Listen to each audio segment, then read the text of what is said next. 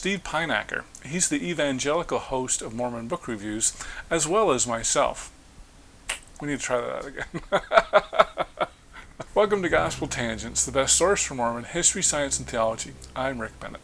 Some people don't like the academic study of the Bible or the Scriptures. That's not the case with Steve Pynakker or myself.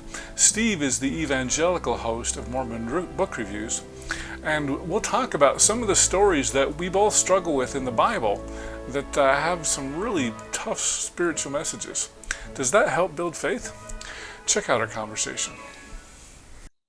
What was one of the more surprising interviews or guests that you had that really kind of took you off guard or just kind of surprised you at something they said or did, or maybe their personality was something that was different than what you expected? Well, the two that bring to mind, actually my current interview with Brent Ashworth, when he told me that he sat next to Ted Bundy in class. And I was like, oh my gosh, I had no idea. You know, how many people know two serial killers, Ted Bundy and Mark Hoffman? I was just like, are you kidding me? This is unbelievable. But one of my very first ones was with Paul Reeve. And, you know, the Gospel Topics essays had just come out.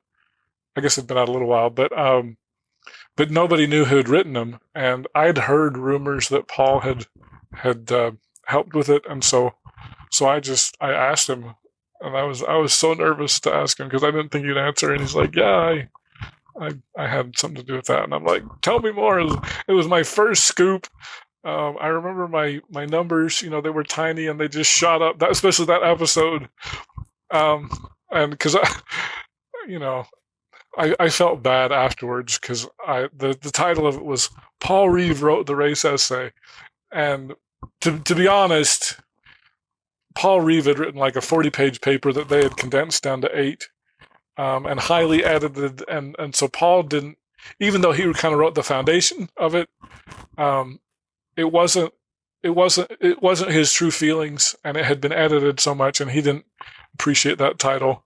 Plus, it might have got him in trouble, and I was like, I'm sorry. So I changed it. But now I think it's, well, I remember I changed it at the time to Paul Reeve Modern Lessons. And then I had a few other people. I asked Ugo Perego if he had written the DNA essay, and he, like Paul, had helped with that one. And Brian Hales helped with the polygamy essay.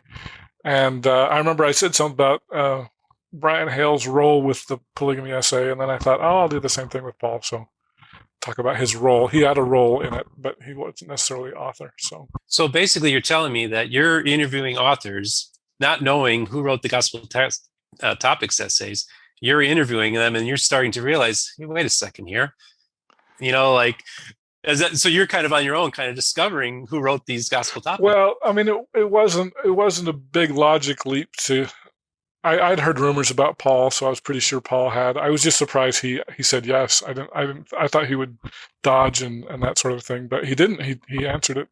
And Ugo, like everybody knew Ugo wrote it. That wasn't a big surprise.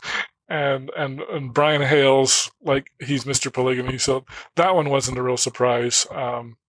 But it was nice because I was the first one to kind of do the breaking news on those, so that was fun. Huh. So we go to most surprising then to, without naming names, what would you say was probably like the most disastrous interview or situation that happened while you were doing a podcast? Or it could just be environmental stuff that happened, or maybe not give me too many details that you could, but just something that just went, just the stuff hit the fan and all hell broke loose. Well, so there's two, and I wish that I could continue to prevent this from happening. I haven't had an interview that went terrible, but I've had technical problems where you'll notice, like my Dory. I was just looking at my Dory Olds Hoffman interview, and my camera wasn't recording, and I thought it was, and so that's why you have a still picture there for. Gosh, through episode 2, I know luckily I had audio recorded separately, so I didn't have to call her back and say, hey, we need to do this again.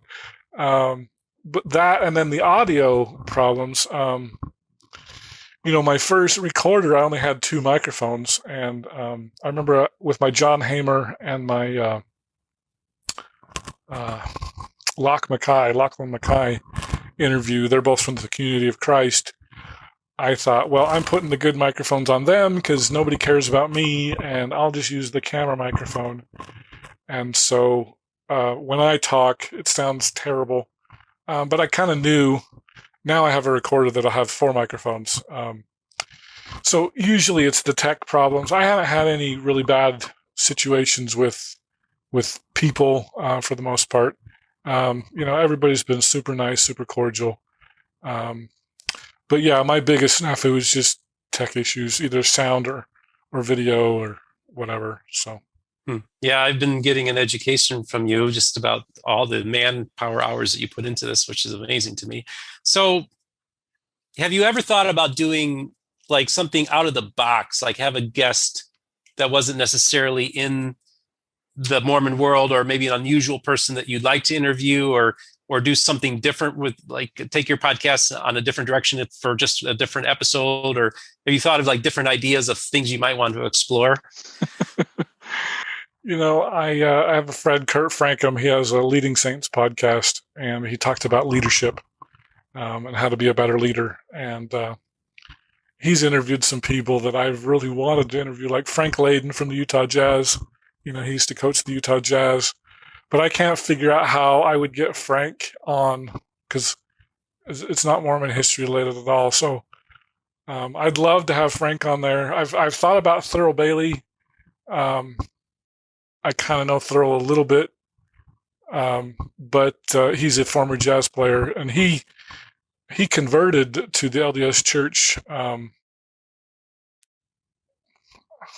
So he played in the NBA for a bunch of years, and then he went to Italy for a few years, and he joined the church in Italy, and then he came back and he played for the Jazz for a year or two after. So it was kind of during his NBA career, but while he was in Italy.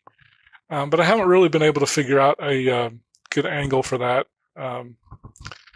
There's lots of sports people I'd love to interview, but I'm so Mormon history focused that I try to keep with that. So.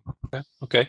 So of course, right now you've been working on the Brent Ashworth interviews, and of course, in the last few weeks, we've had the Murder Among the Mormons on premiere on Netflix, and it's caused quite a buzz.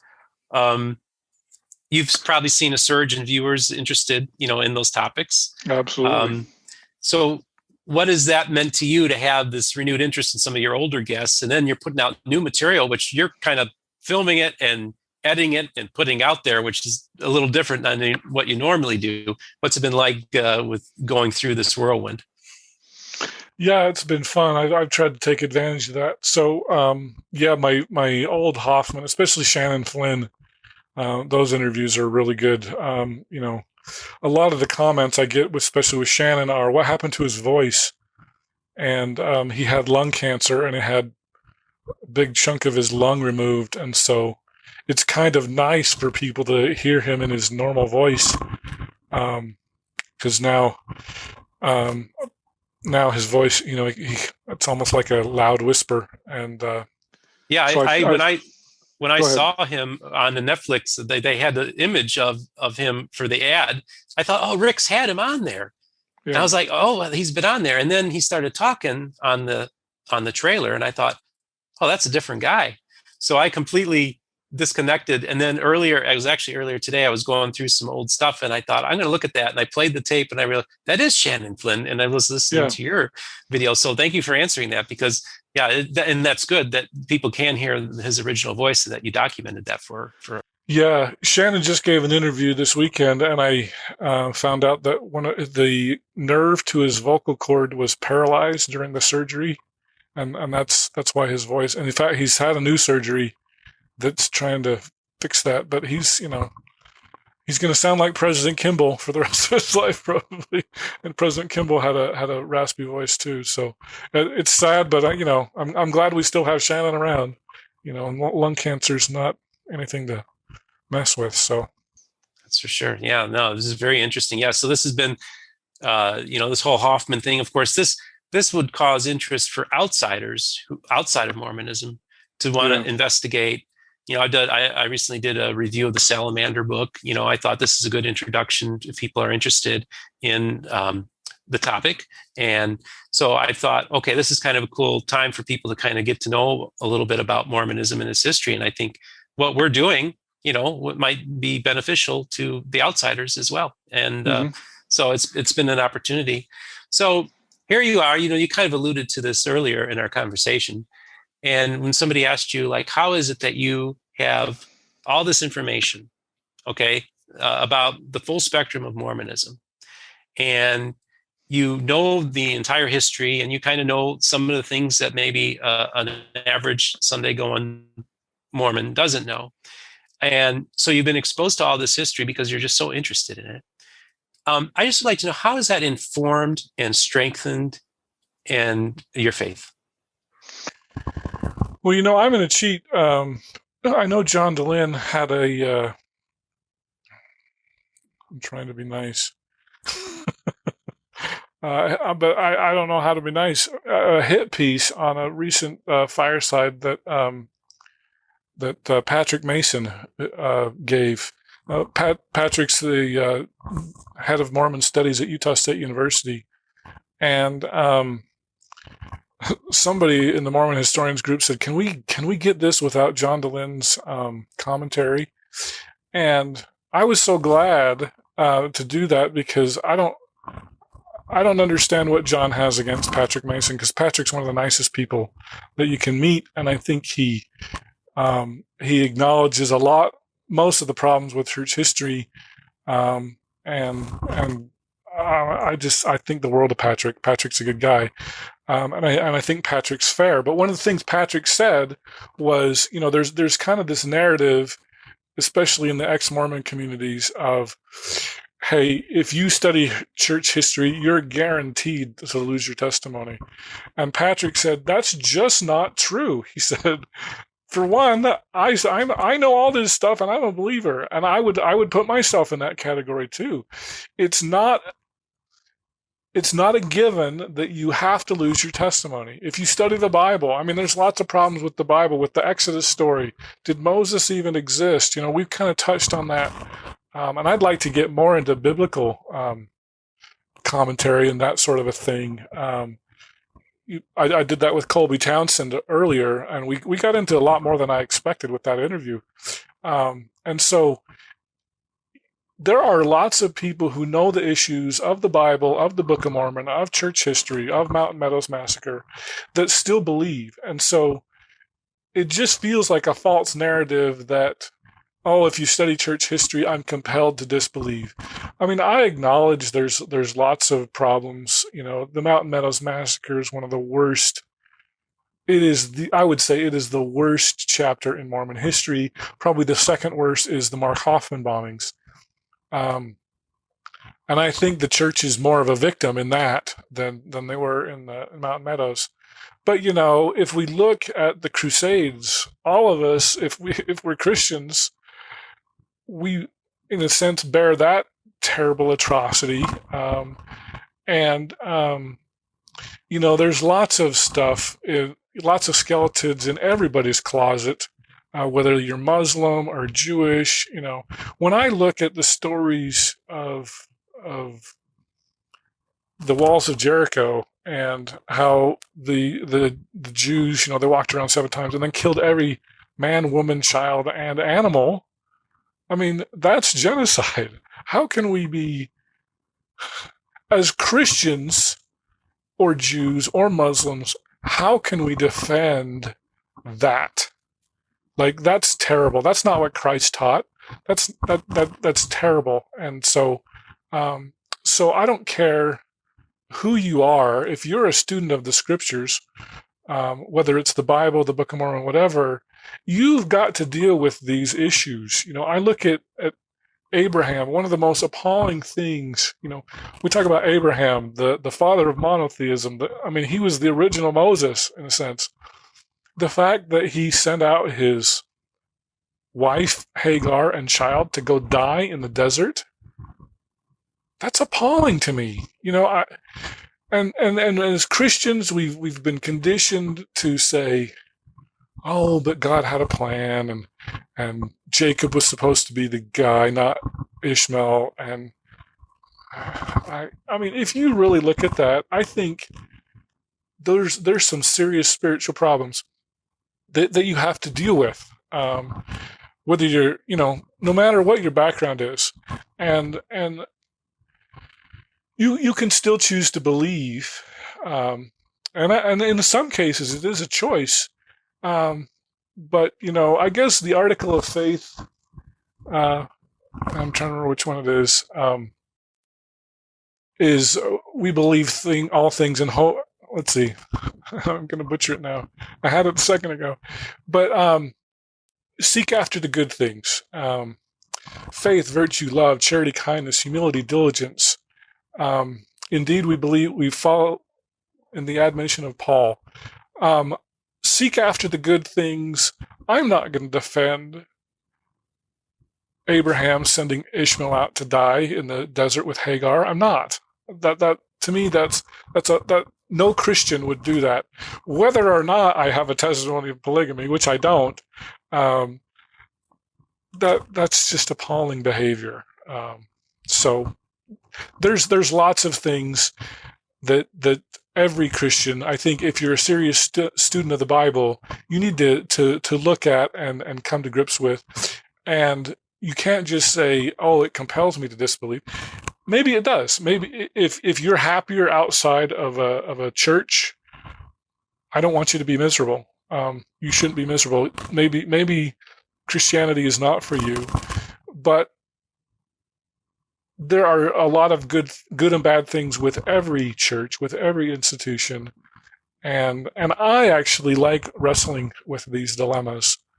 But it's not for everybody. I'm sure there's probably some people that are like, "How can he attack the story of Abraham?" But I got problems with that story. I got big problems. And you should. I think that's those are things that I've struggled with as well. I mean, there's many things in the Old Testament, and there's even things in the New Testament. I mean, even Christopher Hitchens said, "You think the Old Testament's bad? Well, Jesus gave us hell." The concept of hell. It's like, oh boy, that's a good point, Chris. Yeah, point taken. So, that's the thing about having a real, a challenged faith is if your faith is never challenged, and and your view of faith is basically what you were taught as a child, and you never wrestled with it. We should wrestle with God every day. That's part of the faith journey. Mm-hmm. and it actually strengthens us. And when you're not wrestling with him, and you're absolutely right about everything you said. You got to wrestle with that. Now, the problem that I often see is the very thing that they criticize, let's say fundamentalists, and people, literalists and everything like that, who have a very black and white worldview, is that people like John DeLynn and the ex-Mormon crowd, they fall into a type of fundamentalism where everything is either or, black or white, and they start quoting scriptures at you like a fundamentalist does to prove their point. And I'm like, okay, guys, you're kind of doing the same thing. And not only that, but you've basically just made materialism your new God. And you have your sex, and you have your sex, SECTS, within Mormonism. I'm sure there's sex too as well. But you have all you have all these competing ideas of groups, and it basically becomes a pseudo religion. And so, to me, the materialistic alternative to faith is such a dead end. And, I always tell people that the spiritual aspect of we as humans is something that needs to be nurtured, because we are the ancestors of those people who started burying their dead when they recognized about 150,000 years ago that we're more than walking pieces of meat, that there's a spark, there's something important that we need to preserve and bury them with things that are important to them, and have ceremony and have an idea of an afterlife, a spirit, a soul. And we have to realize that is hardwired into us. And that's what made us who we are. And to deny that is to deny your basic humanity, and you're denying your very ancestors. Now we're talking about pioneer ancestors. We're talking about people from 150,000 years ago. That they helped us make us who we were. And the spiritual aspect is something that needs to be nurtured. And if they don't do that, they end up becoming very angry and very hurtful. And they end up just adopting materialism and things of this world as their God. And I just find that to be a very sad thing to do. Well, it's hard because not everybody likes to study this stuff. I just had a conversation with my wife, and she doesn't like that I would question the story of Abraham or whatever. She doesn't like that I like to get into controversial things. She just wants a simple faith. And, there are people for whom, and I think we need to respect that as a viable alternative. There are people that, like John, who want to tear that down. And that's to me, that's not mature.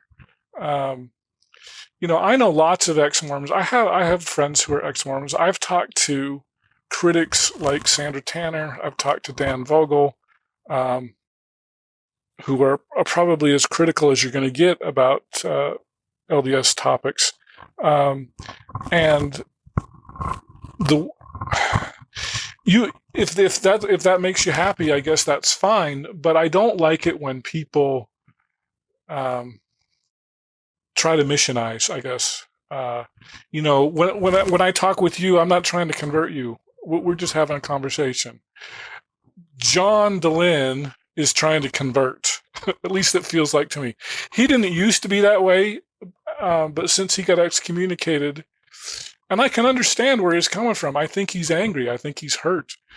If that had happened to me, I would be angry and hurt. I would want to lash out. But I think I know lots of ex-Mormons who can respect people of faith, and it just feels like John hasn't gotten there yet. I still think he's on his journey, and I hope he gets there. But he doesn't respect people like Patrick Mason or Terrell Givens or Richard Bushman or whoever. And to me, that's just, the scripture comes to mind from Proverbs, a woman scorned. He feels like a woman scorned, like he's gonna take it out on the church and that sort of a thing. And to me, that's an understandable reaction. I just hope he can mature out of that phase. And I can almost hear that I'm already going to get hate mail. How dare you? John's a great guy. And John is a great guy. John's a friend of mine. But I don't think the way his podcast has turned is, on the one hand, I understand he wants to cater to the ex-Mormon community and to help people through faith, but it feels like and I think that that's a good thing. But sometimes it feels like you get in some of these groups and it's just an anger churning thing. And it's like, we're going to burn down the church. And I don't think that's productive. And I think his group, especially, while I understand they need support and they do, it feels to me like that's a very unproductive way to do it. Just churning through anger and being angry all the time. They're your stereotypical angry ex-Mormon. Yeah, and I do watch John DeLynn a lot. I mean, I probably watched 10 out of the 12 hours that he had with that Egyptologist from the University of Chicago, because I'm not just interested in the topic.